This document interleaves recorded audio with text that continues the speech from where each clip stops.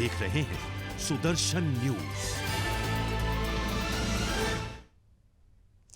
नमस्कार, आप देख रहे हैं सुदर्शन न्यूज। मैं हूं आपके साथ ज्योति यादव। चलिए बुलेटिन की शुरुआत करेंगे उत्तराखंड की खबरों के साथ। उधम सिंह नगर जिले के किच्छा कोतवाली क्षेत्र में बैग से महिला का शव बरामद होने से सनसनी फैल गई है। ग्रामीणों की सूचना पर कोतवाली पुलिस की टीम मौके पर पहुंची और शव को कब्जे में लेकर जांच शुरू कर दी। आपको ये भी जानकारी देते चले कि किच्छा कोतवाली के हल्द्वानी मार्ग पर ग्रामीणों ने संदिग्ध परिस्थितियों में झाड़ियों के बीच एक बैग पड़ा देखा। भयंकर बदबू आने पर किच्छा पुलिस को मामले की सूचना दी गई। किच्छा पुलिस की टीम मौके पर पहुंच गई और जांच शुरू कर दी। बैग खोलने के बाद पुलिस टीम के होश उड़ गए और अर्धनग्न अवस्था में करीब 35 साल की महिला को बांधकर बैग में डाला गया था। करीब 5 दिन पुराने होने के चलते महिला का शव पूरी तरह से सड़ चुका था। घटना की सूचना के बाद SP city Manoj Kumar Katiyal, SP crime Chandrashekhar Ghodke, CO city Niharika Tomar ने मौके पर पहुंचकर घटना की जानकारी ली। अधिकारियों की सूचना पर डॉग स्क्वाड तथा यानी कि फॉरेंसिक टीम भी वहां पर मौके पर पहुंची और एसएसपी मंजुनाथ टीसी ने बताया कि पूरे मामले की जांच की जा रही है और महिला की शिनाख्त के लिए जिले, राज्य और पूरे देश में सूचना प्रसारित करने की प्रक्रिया शुरू कर दी गई है। तो खबर किच्छा से है, जहां पर ये दिल दहला देने वाली ये घटना सामने आई है, जहां बैग से एक महिला का शव जो है वो बरामद हुआ है, जिसको लेकर पुलिस जो है वो तलाश अभियान में जुटी हुई है और साथ ही साथ जो पुलिस है वो सीसीटीवी फुटेज की भी जांच की जा रही है। और आपको ये भी जानकारी देते चले कि आसपास के सभी पुलिस थाने को सूचना दे दी गई है। लगातार इस पूरे मामले में जो जांच पड़ताल है वो जारी है।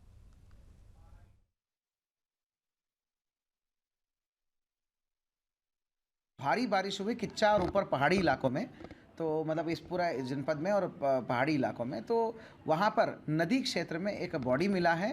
तो बॉडी जो है एक बड़ा सा एक बैग की रूप में, बहुत बड़ा बैग के रूप में है, उस जगह पर ऐसा उसमें लपेटते हुए मिला है। तो अभी शिनाख्त की जो है तुरंत हो नहीं पाई। उसके साथ कोई आईडी कार्ड्स, वॉलेट, ऐसा कोई भी आइडेंटिटी प्रूफ नहीं मिला है। तो नियमानुसार हमने आज पोस्टमार्टम के लिए रखा है और शिनाख्त की सारी कार्रवाई है वो करेंगे हम। सबसे पहले इम्पॉर्टेंट है कि शिनाख्त का करना, और उसके साथ ही तो वो जो रिवर में जो भी अपस्ट्रीम आता है, उस नदी में जो अपस्ट्रीम पीछे के इलाका है जहाँ से भी ये बहन के आने का संभावना होती है, उन जगह पर जो भी पुलिया, रोड, एक्सेस सड़क जो भी है, उन सब जगह पे कैमरा और मैनुअल टीम्स को हम भेज के हम ट्रेस कर रहे हैं। तो परंतु मेन बात यहाँ पर आपका आइडेंटिफिकेशन का है। आइडेंटिफिकेशन करने के लिए जो भी एसेंशियल कार्रवाई है, जैसे हमारा फ़ोटोज़ और ये सब खींच के उसका अच्छे से सर्कुलेट करना, पूरे इंडिया में सर्कुलेट करना, पहले तो ज़िले लेवल पे, स्टेट लेवल पे, फिर इंडिया में सर्कुलेट करना, ये दोनों लेवल पे हम काम कर रहे हैं। आज की पोस्टमार्टम की कार्रवाई जो है वीडियोग्राफी में हो रही है, तो कुल मिला के पोस्टमार्टम के बाद और बेहतर तरीके से हम बता पाएंगे। लक्सर के भिकमपुर में एक ग्रामीण के घर में मगरमच्छ घुस आया और जिसके चलते मकान में रह रहे परिवार दहशत में आ गया। आपको बताते चले कि ये बीती रात लगभग 2 बजे की घटना है, जहां ग्रामीणों ने वन विभाग को मगरमच्छ के घर में घुसने की सूचना दी। सूचना पर वन विभाग की टीम मौके पर पहुंची और लगभग 2 घंटे की कड़ी मशक्कत के बाद वन विभाग की टीम ने मगरमच्छ का रेस्क्यू जो है वो सफल रहा और वन विभाग की टीम ने रेस्क्यू के बाद मगरमच्छ को सुरक्षित गंगा में छोड़ दिया। ये इधर आ जाओ, उनकी गेट की तरफ इधर हो जाओ, गेट पर जान लेकर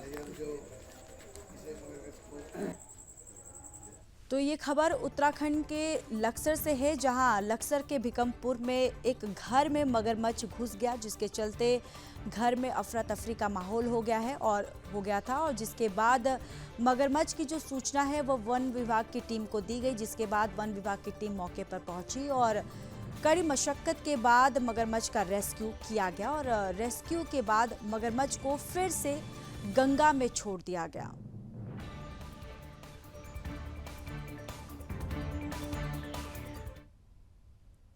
तो चलिए अब बात मसूरी की कर लेते हैं। मसूरी नगर पालिका अधिशासी अधिकारी राजेश नैथानी ने सामाजिक कार्यकर्ता प्रदीप भंडारी के लगाए गए आरोपों के खिलाफ 25 लाख का मानहानि का कानून जो है वो कानूनी नोटिस दे दिया है।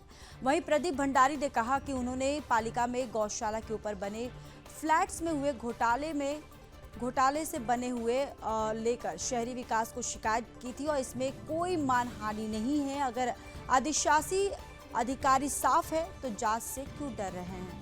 मसूरी नगर पालिका अधिशासी अधिकारी राजेश नैथानी ने कहा कि प्रदीप भंडारी द्वारा उन पर बिना सबूत के झड़ी पानी गौशाला के ऊपर बने फ्लैट के आवंटन को लेकर भ्रष्टाचार के आरोप लगाए गए, जो बिल्कुल बेबुनियाद है और इससे उनकी जो छवि है वो धूमिल हो रही है। उन्होंने बताया कि प्रदीप भंडारी ने झड़ी पानी गौशाला में 75 लाख के घोटालों का आरोप लगाया है, जबकि नगर पालिका बोर्ड ने गौशाला निर्माण का प्रस्ताव पारित किया था, जिसे शासन को भेज दिया गया और शासन ने 49,50,000 की धनराशि स्वीकृति दी है। और उन्होंने कहा कि अगर 7 दिनों के भीतर नोटिस का जवाब नहीं मिलता है तो उसके बाद कानूनी कार्रवाई जो है वो की जाएगी। सामाजिक कार्यकर्ता प्रदीप भंडारी ने कहा कि उन्हें अभी अधिशासी अधिकारी को कोई भी नोटिस नहीं मिला है। उन्होंने कहा कि नोटिस मिलने के बाद सबूतों के साथ जवाब भी दिया जाएगा। उन्होंने कहा कि गौशाला के ऊपर बने फ्लैट्स को लेकर पालिका द्वारा बड़ा भ्रष्टाचार किया गया है।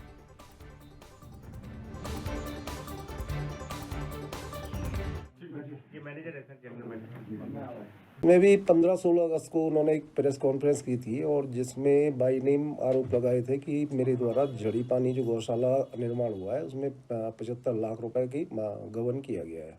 तो उसी संबंध में बिना जानकारी प्राप्त किए उन्होंने न्यूज़ दी या केवल देश भावना से दी है, ये तो स्पष्ट उन्हीं को होगा। लेकिन उसमें मैं स्पष्ट कर दूं कि इसमें जो गौशाला का पहला टेंडर हुआ था वो शासन की अनुमति के बाद और शासन से ही पैसा आया था 49,50,000 का, वो 2020 में हुआ था। उसके बाद जो गौशाला का अवशेष कार्य था और ऊपर 10 फ्लैट बनने थे, उसका टेंडर हुआ अगस्त 2022 में। जब ये दोनों टेंडर हुए तब तक मेरी पोस्टिंग यहाँ पे थी ही नहीं। इसके बाद अब कल फिर मैं देख रहा था कि ये कह रहे हैं कि एक टेंडर 2023 में हुआ था, तो उसमें मैं बता दूं कि उसी के ऊपर 10 फ्लैट और बनाने का एक टेंडर लगा था, लेकिन वो हमारे द्वारा रोक दिया गया था क्योंकि आगे उसमें कोई कार्रवाई नहीं की गई। नगर पालिका मसूरी के यो साहब राजेश नैथानी जी इस प्रकार बौखला गए हैं एक घोटाले की शिकायत करने पे कि उनको सूझ नहीं रहा कि मुझे बोलना क्या है। कल कुछ मीडिया के साथियों को उन्होंने कहा कि 2022 के बाद कोई टेंडर नहीं हुआ झड़ी पानी गौशाला को लेकर के, गौशाला के ऊपर फ्लैटों को लेकर के। और देखिए ये 11 मई 2023 एक साल बाद का अखबार है और इसमें एक टेंडर छपा है, ये 4 नंबर पर। इस पर लिखा गया कि झड़ी पानी के गौशाला के ऊपर आवास बनने हैं और लगभग 75 लाख से ज़्यादा रुपए का एक टेंडर है और वो 1 जून के लिए जो है वो निविदाएं मांगी गई, उसके ठेके के लिए निविदाएं खोली गई। अब जो है मैंने जो है उसके नेक्स्ट दिन यानी कि 11 तारीख को ये टेंडर छपा और 12 मई को मैंने जो हूँ पिछले साल 2023 में ये यो साहब जो वर्तमान में राजेश नैथानी जी है, इनको पत्र दिया, बोल के आया कि भाई ये जो आप कह रहे हैं कि गौशाला के ऊपर एक और जो है आवास बनना है, कई मंजिला आवास बनना है, 10 फ्लैट बनने हैं उसमें, वो तो बना हुआ है पहले ही, आप दोबारा टेंडर क्यों निकाल रहे हैं, इसको निरस्त कीजिए। तो उन्होंने कहा अच्छा देखते हैं, लेकिन जो है वो निरस्त कभी नहीं हुआ। अगर निरस्त हुआ माननीय यो साहब तो ये पत्र है आपके लिए। इस पत्र के जवाब में आपने क्यों नहीं कहा कि भाई भंडारी जी आपने पत्र दिया था और हमने जांच की और वाकई वो तो मंजिल बन चुका है, इसलिए हम इस टेंडर को निरस्त कर रहे हैं। और इसकी निरस्तीकरण की सूचना आपने जैसे अखबार में विज्ञापन दिया था वैसे क्यों नहीं दिया, और अगर दिया भी तो मुझे क्यों नहीं भेजा वो पत्र। ये 1 साल हो गया पूरा आपके पड़ा हुआ, इसका जवाब क्यों नहीं भेजा आपने कि भाई हमने निरस्त कर दिया था वो पत्र। तो आपने आधा नहीं बताया मुझे क्या हुआ। तो मुझे तो जो है शक होगा, आशंका होगी और मैं तो लिखूंगा, जो आप नहीं करोगे तो आपसे बड़े अधिकारी को लिखूंगा और मैं लिखूंगा। तो चलिए अब बात पौड़ी की कर लेते हैं। पौड़ी जिले के श्रीनगर विधानसभा के थली शहर में ब्लॉक का चौथान पट्टी जैती डांग गांव में बादल फटने से खेतों को भारी नुकसान हुआ है। वहीं घरों के अंदर मलबा भर गया है। चौथान क्षेत्र के छोटे छोटे पुलिया इस सैलाब में बह गए। वहीं चौथान का सेंटर पॉइंट संकेश्वर मंदिर को काफी नुकसान हुआ है। संकेश्वर मंदिर का आने जाने का रास्ता सैलाब में बह गया। वहीं काफी लोगों को गौशाला जो है वो दब गई है। और वहीं बलवीर जैथनवाल ने बताया कि प्रशासन को डांग गांव में जाकर जनता की बात सुनकर उनकी जितनी मदद हो सके करनी चाहिए, क्योंकि खेतों से लेकर घरों में मलबा भरने से काफ़ी नुकसान हुआ है किसानों को। तो खबर पौड़ी गढ़वाल से है, जहां थली शहर के चौथान पट्टी जैती डांग गांव में बादल फटा है, जिसके चलते खेतों और घरों में मलबा घुस गया है, जिससे किसानों को और लोगों को काफ़ी परेशानियों का सामना करना पड़ रहा है। और आने जाने में जो लोगों को परेशानियों का सामना करना पड़ रहा है, क्योंकि बादल फटने की वजह से जो रास्ते हैं, जो मार्ग है, वो बाधित हो गए हैं। और संकेश्वर मंदिर जो है, उनका आने जाने का जो रास्ता है संकेश्वर मंदिर का, वो सैलाब में बह गया है, जिस वजह से लोगों को काफ़ी वहाँ पर परेशानी जो है वो झेलनी पड़ रही है।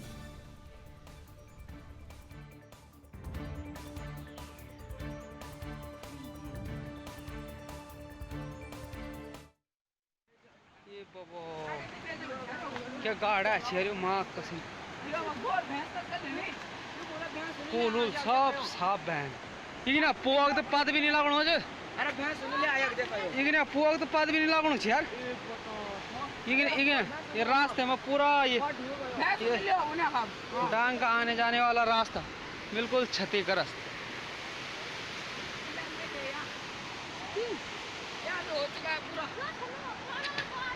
ये बाबा इगना पुआग तो लापता होगा रे।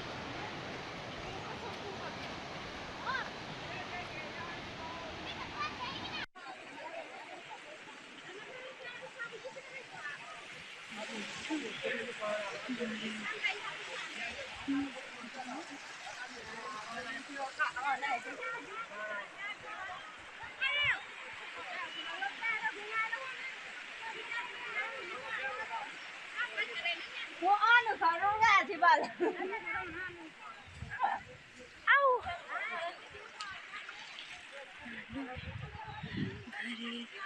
Ăn thử nó nữa. Cái này muốn. चलिए बढ़ते अगली बड़ी खबर की ओर। टिहरी की घनसाली विकासखंड के जखनियाली मुआला गांव के पास देर रात बादल फटने से एक ही परिवार के माता पिता और उनके बेटे सहित तीनों की मौके पर ही मौत हो गई और माता पिता मौके पर ही मलबे की ढेर में दफन हो गए। वहीं बेटे ने प्राथमिक स्वास्थ्य केंद्र पिखली में प्राथमिक उपचार के बाद हायर सेंटर रेफर के दौरान रास्ते में ही दम तोड़ दिया। साथ ही एक साधु अभी भी लापता बताया जा रहा है और इस हृदय विदारक घटना में एक ही परिवार के माता पिता और बेटे सहित 3 मौतों और एक व्यक्ति के लापता होने की खबर जो है वो सामने आई है। और इसके साथ ही केदारनाथ धाम यात्रा को जोड़ने वाले महत्वपूर्ण पुल के क्षतिग्रस्त होने की खबर जो है क्षेत्र के काश्तकारों के खेत खलियान, पैदल मार्ग, पेयजल और विद्युत लाइनों के मलबे की भेंट चढ़ने की खबर भी आई है। इन सभी घटनाओं का संज्ञान लेने प्रदेश के मुख्यमंत्री पुष्कर सिंह धामी हेली सेवा से टिहरी जिले के घनसाली आपदाग्रस्त क्षेत्र जखनियाली पहुंचे। सीएम धामी ने बचाव और राहत कार्यों का निरीक्षण किया। घनसाली के आपदाग्रस्त क्षेत्रों में नुकसान का जायजा लेते हुए तमाम तरह की व्यवस्थाओं को करवाने और उन पर नजर बनाए रखने के लिए जिलाधिकारी मयूर दीक्षित और क्षेत्रीय विधायक शक्तिलाल शाह से फीडबैक लिया है और साथ ही आवश्यक दिशा निर्देश भी दिए हैं। और सीएम धामी ने आपदा पीड़ितों के लिए बेहतर व्यवस्था बनाने को भी कहा और कहा कि सरकार पीड़ितों के साथ है। पीड़ितों का दुख दर्द दूर करने से सरकार निरंतर प्रयासरत है। वही घटनास्थल का जायजा लेने मौके पर मौजूद टिहरी जिलाधिकारी मयूर दीक्षित ने कहा कि अभी चारधाम यात्रा को जोड़ने वाले पुल को बनने में 4 से 5 दिन का समय लग सकता है और जब तक पुल निर्माण होता है तब तक प्रशासन द्वारा वैकल्पिक मार्ग की व्यवस्था जो है वो की जा रही है। वही घटनास्थल पर राहत और बचाव का कार्य जो है वो लगातार जारी है। मौके पर घनसाली के विधायक शक्तिलाल शाह ने भी घटनास्थल का जायजा लिया और अधिकारी कर्मचारियों को राहत और बचाव कार्य में तेजी लाने के निर्देश दिए हैं। तो नरेंद्रनगर की ये खबर है, जहां आपदा प्रभावित पीड़ितों से यहां मुख्यमंत्री पुष्कर सिंह धामी जो है स्वयं वो पहुंचे हैं जायजा लेने। साथ ही साथ वहां पर पीड़ित परिवारों से, पीड़ित गांव वालों से मुख्यमंत्री पुष्कर सिंह धामी यहां बातचीत करते हुए भी ये तस्वीरों में साफ देखे जा रहे नजर आ रहे हैं। वो पीड़ितों से बात कर रहे हैं और साथ ही साथ उन्होंने हर एक ज़रूरी चीज़ों के लिए आवश्यक दिशा निर्देश भी मुख्यमंत्री पुष्कर सिंह धामी के द्वारा दिया गया है। आज माननीय मुख्यमंत्री जी आए थे हमारे आपदाग्रस्त क्षेत्र में नौताड़ तोक में जो आपदा है जिसमें 3 लोगों की मौत हो गई है और हमने पर्सनली सीएम साहब से कहा था, हमने कहा ये लगातार दूसरी बार हो गया है। जब 2014 में भी आपदा आई थी, उसमें हमारे 6 कैजुअल्टीज़ यहाँ पर हो गई थी, 6 ग्रामीणों की मौत हो गई थी।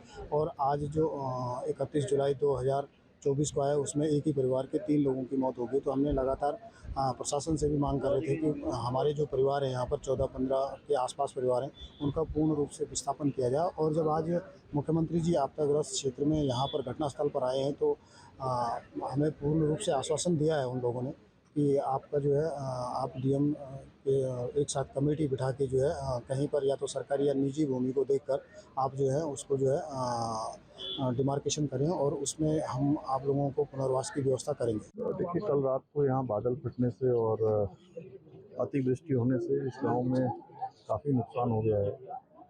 3 लोगों की मृत्यु हुई है और जान माल की काफ़ी क्षति हुई है। मकान भी चले गए हैं, आसपास के पुल इत्यादि काफ़ी संपत्तियों का नुकसान हुआ है। और ये गांव क्योंकि पहले भी यहाँ पर आपदा आई हुई थी, 2014 में भी यहाँ आई है और फिर 10 साल बाद यहाँ पर आपदा की पुनरावृत्ति हुई है।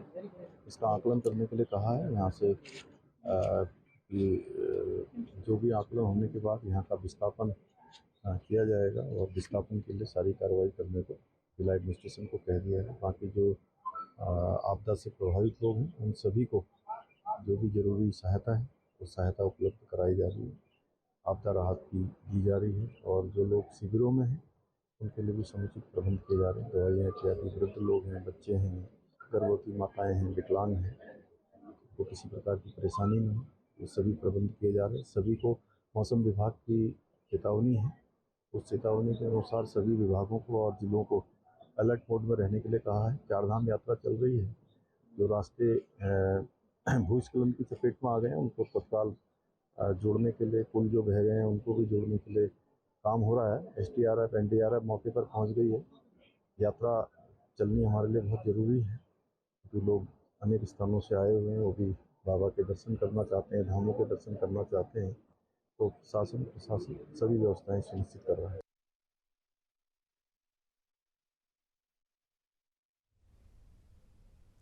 घनसाली क्षेत्र के घनसाली केदारनाथ मोटर मार्ग पर मुख्यालय गांव के पास मोटर पुल ध्वस्त होने के कारण एसडीआरएफ टीम ने घनसाली के ग्रामीणों और यात्रियों की सुरक्षा के लिए एक वैकल्पिक मार्ग तैयार किया है।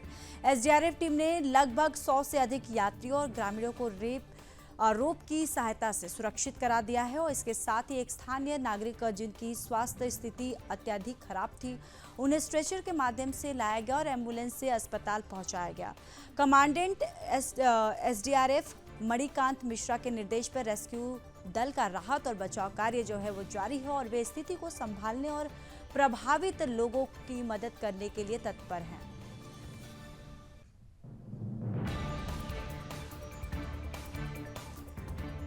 तो खबर उत्तराखंड के घनसाली से है, जहां आपको बताते चले कि एसडीआरएफ मणिकांत मिश्रा के निर्देश पर यहां लगातार जो पीड़ितों का है ये रेस्क्यू ऑपरेशन यहां पर जारी है, बचाव कार्य जो है जारी है और स्थिति को संभालने और प्रभावित लोगों की मदद करने के लिए लगातार एसडीआरएफ की टीम जो है यहां पर मौजूद है। और साथ ही साथ आपको ये भी बताते चले कि मोटर मार्ग पर मुआल गांव का मोटर पुल जो है वो ध्वस्त हो गया है, जिसके बाद एसडीआरएफ टीम ने सुरक्षा के लिए एक वैकल्पिक मार्ग जो है वो तैयार किया है, जहां 100 से अधिक यात्रियों को रोप की सहायता से सुरक्षित निकाला गया और रेस्क्यू दल लोगों की मदद करने के लिए लगातार जो एसडीआरएफ की टीम है वो तत्पर है। और यहाँ पर आप तस्वीरों के माध्यम से भी देख सकते हैं कि यहाँ जो पीड़ित है उनका रेस्क्यू ऑपरेशन यहाँ पर किया जा रहा है एसडीआरएफ की टीम के द्वारा। लगातार एसडीआरएफ की टीम जो है यहाँ पर मुस्तैदी के साथ खड़ी है, लगातार जो ऑपरेशन जो है वो जारी है और यहाँ पर घायलों का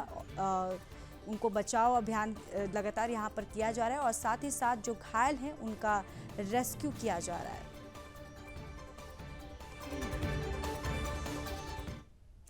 उत्तराखंड में पर्यावरण संरक्षण के लिए जागरूकता अभियान चलाया जा रहा है। उत्तराखंड संस्कृति साहित्य कला परिषद की ओर से लगातार वृक्षारोपण अभियान चलाया जा रहा है।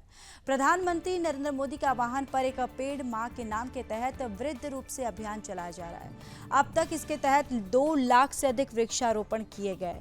संस्कृति साहित्य कला परिषद की उपाध्यक्ष मधु भट्ट ने कहा कि 5 लाख वृक्षारोपण का लक्ष्य रखा गया है।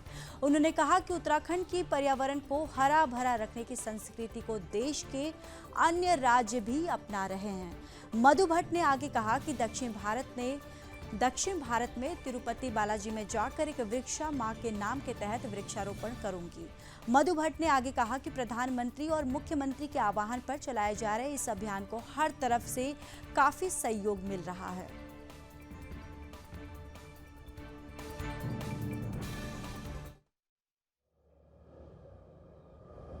अभी तक जो है पूरी हमारे पास पूरे आंकड़े आ रहे हैं और एक पेड़ मां के नाम जो माननीय प्रधानमंत्री जी ने और माननीय मुख्यमंत्री जी ने जो एक आह्वान किया है पूरे मैं ये कहूँगी हर व्यक्ति, महिला हो, पुरुष हो, बच्चा हो, एक अभियान जैसा चल पड़ा है और हर जगह जो है वृक्षारोपण बड़े स्तर पे जो है वो किया जा रहा है। साथ में क्योंकि जिस प्रकार से आपने कहा कि कितना अभी तक हुआ है, क्योंकि संस्कृति साहित्य कला परिषद के तत्वावधान में अभी तक हम लोग करीब, जिसमें जो मेरे पास आंकड़े आ रहे हैं लगातार, उसमें 2 लाख के करीब अभी आ चुके हैं कि हमने वृक्षारोपण कर दिया है जिन जिन संस्थाओं ने किया है, और उनके नाम और वो सीधे लिस्ट जो आएगी वो मैं सब आपके सामने रखूँगी उसको। और अभी भी लगाए जा रहे हैं। हमारा जो लक्ष्य है वो 5 लाख के करीब है कि हम 5 लाख लगाएंगे पूरे उत्तराखंड में ही नहीं, पूरे अन्य राज्यों में भी। और अन्य राज्यों से जिस प्रकार से इस लोक पर्व हरेला को लेकर उनके मन में भी कुतूहल, एक जिज्ञासा उत्पन्न हुई है कि हम लोग भी इस त्यौहार के तहत हम लोग भी अपने राज्यों में इसका वृहद जो है वृक्षारोपण करेंगे। माननीय प्रधानमंत्री जी के आह्वान पर, माननीय मुख्यमंत्री श्री पुष्कर सिंह धामी जी के आह्वान पर, और मैं स्वयं दक्षिण भारत की मैं अभी जाऊंगी, वहाँ तिरुपति बालाजी में भी मेरा एक है कि मैं वहाँ पे भी एक पेड़ माँ के नाम पे वहाँ पर एक लगाऊं।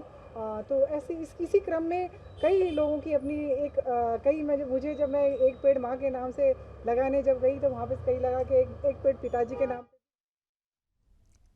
सोनप्रयाग गौरीकुंड पहाड़ी मार्ग में अचानक मलबा बोल्डर गिरने से रेस्क्यू के उपयोग किए जा रहे 2 किलोमीटर लंबे वैकल्पिक मार्ग को क्षतिग्रस्त पहुंची है और इस विषम परिस्थिति में मौके पर पहुंचे एसडीआरएफ के कमांडेंट मणिकांत मिश्रा ने ड्रोन के मदद से आगे की कार्य योजना तैयार की।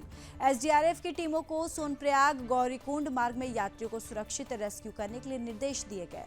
ड्रोन की सहायता से कमांडेंट मणिकांत मिश्रा ने टीमों को नई कार्य योजना से अवगत कराया, जिससे रेस्क्यू अभियान को लेकर अधिक प्रभावी तरीके से चलाया जा सके। कमांडेंट ने अगस्त मुनि और रतुड़ा से मौके पर पहुंची 2 बैकअप टीमों को तुरंत सर्च और रेस्क्यू अभियान तेज करने के आदेश दिए हैं। लिचौली और श्री केदारनाथ के हेलीपैड पर तैनात 4 एसडीआरएफ टीमों की यात्रियों की सुरक्षा सुनिश्चित करने के लिए जिम्मेदारी सौंप दी गई है और कमांडेंट मणिकांत मिश्रा के अनुसार एसडीआरएफ की टीमों ने अब तक 2 किलोमीटर लंबे पहाड़ी मार्ग से 2300 से अधिक लोगों को रेस्क्यू किया, जबकि एसडीआरएफ स्थानीय पुलिस की संयुक्त टीम ने अब तक 737 लोगों को हेली से रेस्क्यू किया है। शेष यात्रियों को सुरक्षित लिंचौली और श्री केदारनाथ हेलीपैड पर पहुंचाया जा रहा है और इस चुनौतीपूर्ण स्थिति में भी एसडीआरएफ की टीम समर्पण और कठिन परिश्रम से रेस्क्यू अभियान जो है वो कर रही है। तो खबर रुद्रप्रयाग से है, जहां मार्ग क्षतिग्रस्त होने पर रेस्क्यू जो आगे के रेस्क्यू के लिए यहाँ पहल की जा रही है और एसडीआरएफ यहाँ रेस्क्यू के लिए ड्रोन का उपयोग भी कर रहे हैं। आप ये तस्वीरों में भी देख सकते हैं कि यहाँ पर जो एसडीआरएफ की टीम है मुस्तैदी से यहाँ पर तैनात है और यहाँ जो अब रेस्क्यू ऑपरेशन में यहाँ जो एसडीआरएफ की टीम है वो ड्रोन का इस्तेमाल करेगी, उपयोग करेगी और एसडीआरएफ कमांडेंट ने टीमों को नई कार्य योजना से भी अवगत करवाया और ड्रोन की मदद से रेस्क्यू अभियान को और भी प्रभावित बनाया जाए।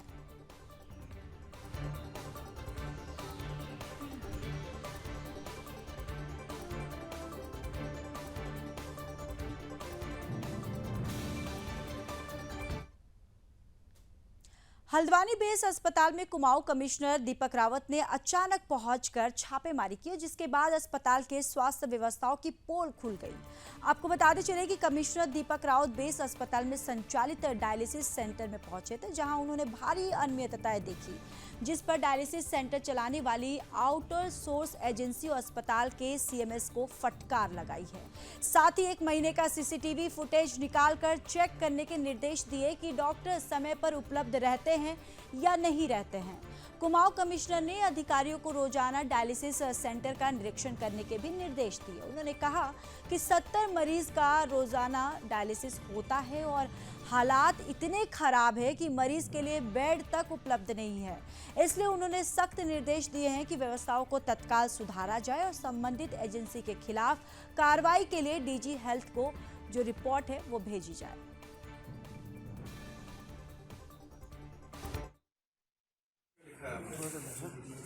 देखिए, हल्द्वानी में जो बेस हॉस्पिटल है, बेस हॉस्पिटल में जो डायलिसिस होती है, ये डायलिसिस एक कंपनी को आउटसोर्स्ड है और यहाँ पे एक दिन में लगभग 70 के आसपास जो पेशेंट्स का लोड है।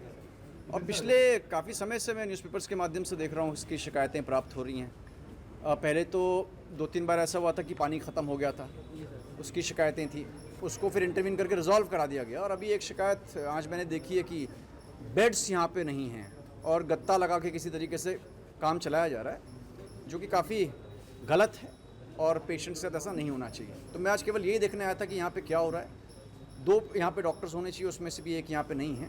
तो एक तो मैंने यहाँ पे जो PMSN से कहा है कि आप रेगुलर इंस्पेक्शन करेंगे, दिन में 1 बार यहाँ पे ज़रूर आएंगे। जो भी एजेंसी की ओर से कमी रहती है इन राइटिंग अपने DG को बताएंगे, उसमें जो भी पीनल मेजर्स हैं उनका भी उल्लेख करेंगे। और उसके बाद भी नहीं होता तो व्यक्तिगत रूप से या तो DM को बताएंगे, DM नैनीताल साहब को बताएंगे या मुझे बताएंगे। सेकेंडली मैंने ये भी इनसे कहा है कि पिछले 1 महीने का यहाँ पे CCTV का फुटेज निकालें और ये ज़रूर देख लें कि यहाँ पे डॉक्टर्स रहते हैं, नहीं रहते हैं, कब कब रहते हैं, क्या नहीं रहते हैं, क्योंकि ये क्रिटिकल यूनिट है, कभी भी कोई इमरजेंसी आ सकती है। तो डॉक्टर साहब का होना यहाँ पे बहुत ही अनिवार्य है। बागेश्वर महाविद्यालय छात्र संघ अध्यक्ष राहुल कुमार सहित कुल 6 छात्रों की गिरफ्तारी को बीजेपी के प्रदेश प्रवक्ता सुरेश जोशी ने जायज ठहराया है।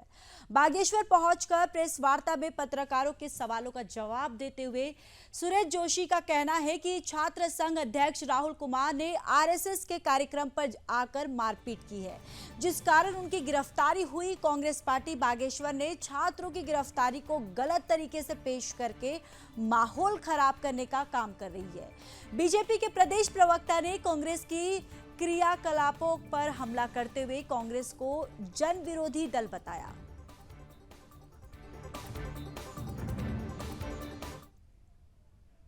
उत्तराखंड के बुलेटिन में फिलहाल के लिए बस इतना ही। बाकी देश और दुनिया की तमाम बड़ी खबरों के लिए देखते रहिए सुदर्शन न्यूज। जय हिंद।